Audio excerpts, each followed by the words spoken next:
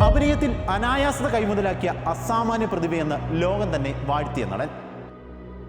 പക്ഷേ ആ ലാലേട്ടനെ എവിടെയോ മലയാളിക്ക് നഷ്ടപ്പെട്ടിരിക്കുന്നു എന്നാണ് ഇപ്പോഴത്തെ മുറവിളി. സമീപകാല സിനിമകൾ കടുത്ത മോഹൻലാൽ ആരാധകർക്ക് പോലും സമ്മാനിച്ചത് നിരാശയാണെന്നുള്ളതാണ് സത്യം. കൊതിക്കുകയാണ് ഒരു ദിവസം ഒരു പെർഫോമൻസും ഒരു സിനിമയും കണ്ടിട്ട് എന്റെ പൊന്നു ബ്രോ ലാലേട്ടൻ പൊളിച്ചടുക്കി എന്ന് പറയാൻ കൊതിയാവുകയാണ്. സത്യം പറയാലോ, കൊതിയാണ്.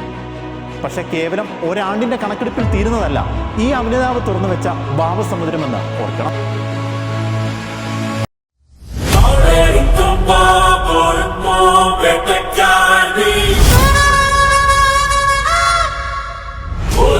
Combo,